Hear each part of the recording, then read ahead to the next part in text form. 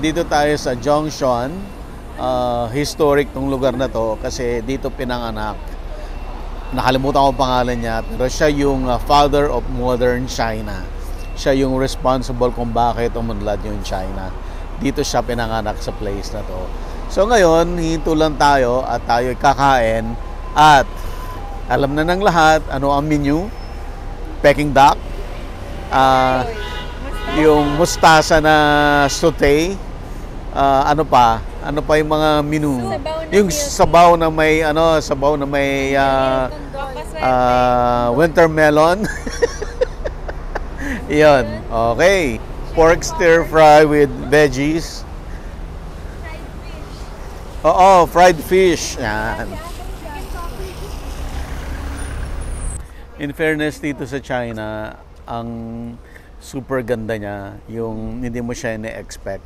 Well, it just so happen na yung pinuntahan nating province ay isa pala sa pinakamayamang province dito sa China. So, kaya pala, lahat ng puntahan natin, ang gaganda ng road, ng highway, ang luluwang.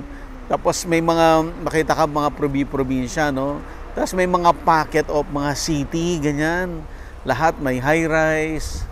Super ganda. Oo, may small farming siya, pero kikita mo sa likod niya, madaming buildings na malalaki. Ganon siya.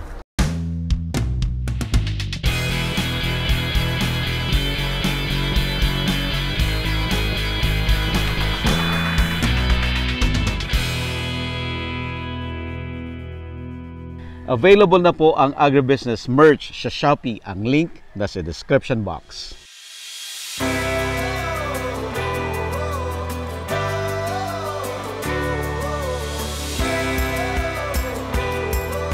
Tuloy na ang agribusiness meet and greet sa August 18, 2024. Gaganapin po yan sa Gazebo Royal, sa Visayas Avenue, sa Quezon City. Strictly no walk-in. Kaya mag-register na habang mayroon tayong early bird promo from 3,000 pesos to 2,500 pesos na lang.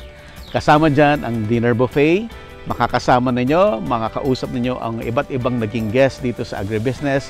Plus, mayroon tayong mga guest speakers na talagang special at kayo naman talaga ay i-inspire nila sa kanilang mga success stories.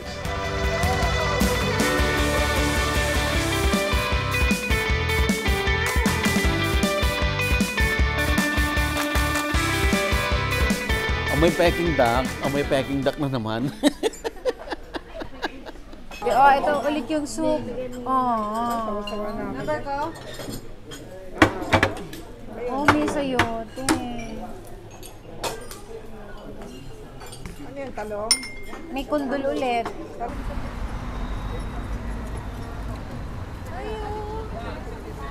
Okay.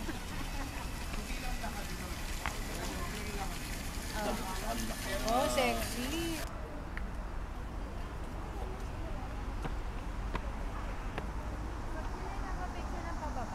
So Chinese tea and Chinese ceramic from here to export to Southeast Asia not years ago. So Zhuhai people call this nickname White House because this building is look like the White House, the architecture, the design. This time in Zhuhai is only three. Ayan. Ma'am Lita, ano pangalan ng city na to? Zhuhai. Zhuhai City. Opera House ito. Opera House. Taclobo Opera House. Maganda yung spot na to.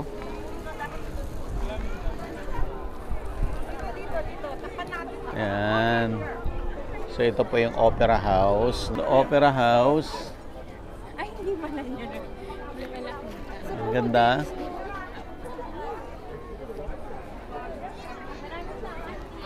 Ayan, maraming tao dito. Nakita nyo 7 PM na, but it's still so bright outside.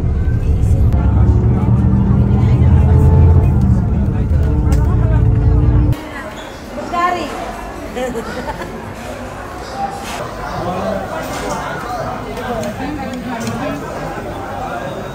Daddy.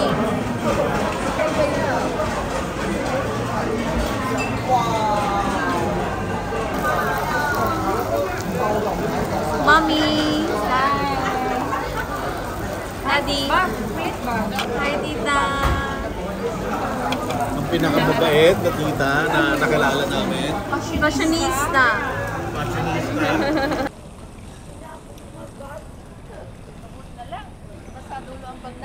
Ito na yung ating last hotel, last night natin dito sa China. Ganda. Alright. Gusto ko niyo matinamis. Wow! Ay! Ganito ang CR niya? Modern. Dito rin kayo? Ay, isang room lang tayo? Hindi. Oh, interesting.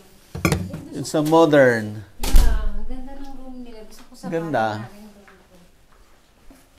Oh, Daddy, sige na spill na. Ano yung spill ko? Good night! Alright, so tomorrow, maaga pa rin tayo ulit. Meron pang isang day na tour. Then after that, hopefully, shopping na. Kasi patapos na yung tour, wala pa akong nabibiling souvenir para sa akin na para idadagdag sa aking collection. So, tomorrow, dadaan daw tayo dun sa mahabang bridge na bago, no, that connects China, Macau, and Hong Kong. Alright?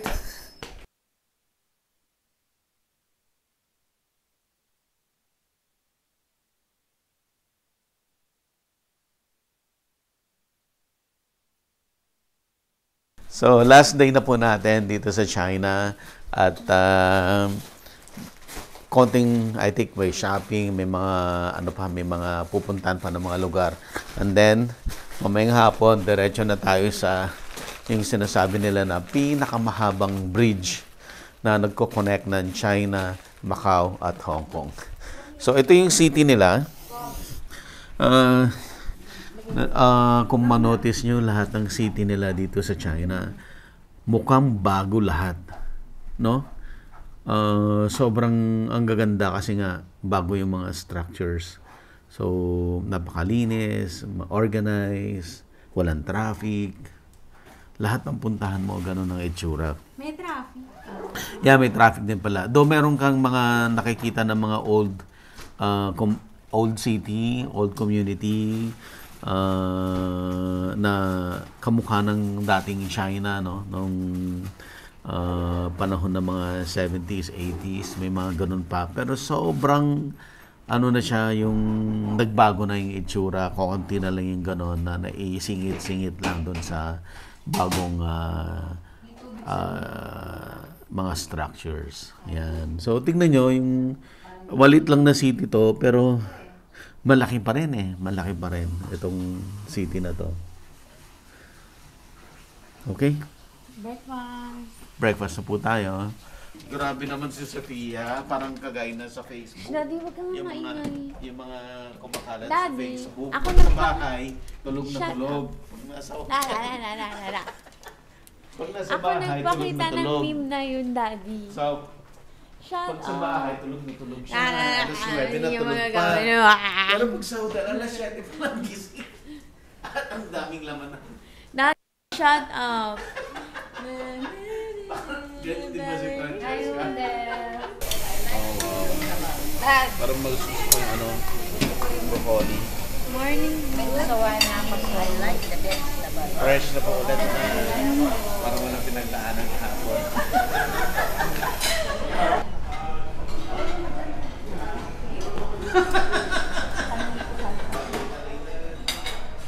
Let's have breakfast. Bruchi. Yeah, because my daughter now she's follow her mother, so I'm alone. So I need friends.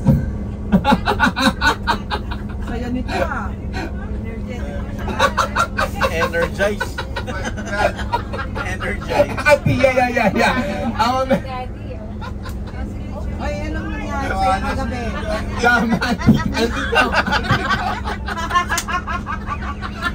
Auntie, everything. George!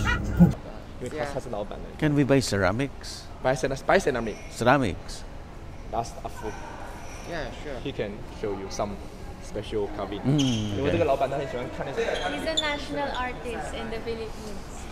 National artist. National artist bigla. Dito daw sa loob. Ay?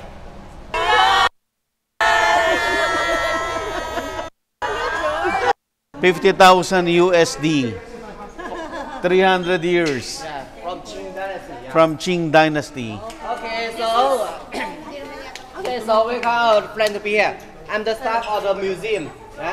And the museum, the name is Seng Bao. Sungbao. Yes.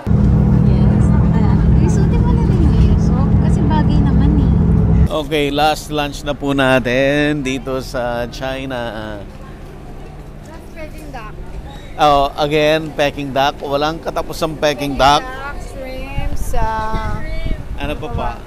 Yung ano, yung bochay. yung green. Ito pala. Something.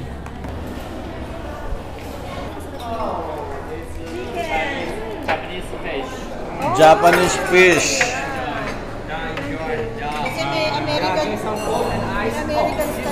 Okay.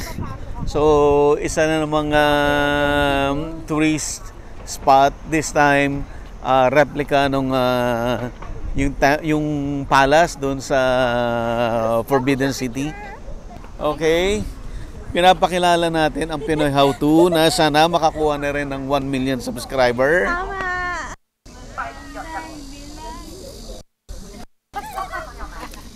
Dito pa rin ho tayo sa Zhuhai. Ito na yung last na city na ating dadalawin dito sa China. Kasi pabalik na ho tayo ng yung mahabang bridge, Macau, Hong Kong, Zhuhai Bridge. Okay, let's go.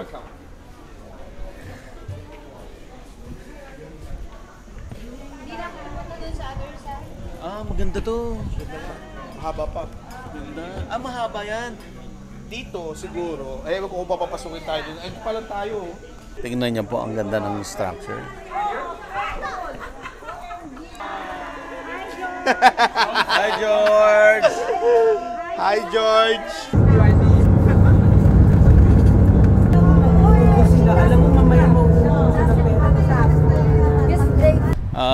Last minute shopping. Bago tayo pumunta sa border. Dito sa city, mga 15 minutes away doon sa border. Yung mga utang-utang nyo ha. Uy, huwag nyo ubusin yung mga ano ha. Yung kailangan pa natin na pera sa Hong Kong.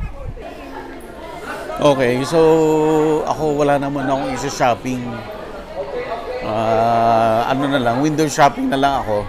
Sunod-sunod na lang. Sunod-sunod na lang sa kanila. So, pa-exit na ho tayo. Mga 15 minutes ride na lang dito sa bus. Andun na tayo sa border. 你在这里，你在这里，呀。 Hello po.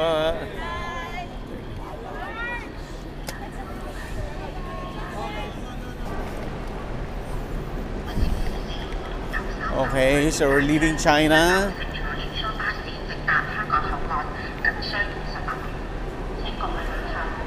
Ang galing no, parang airport. Yung... Dito pa. Sir. Maglayo tayo konti para makita natin yung line nila. Sino po next, ma'am? 前进站立止走動，為確保行車安全，登車後必須佩戴安全帶。行車期間，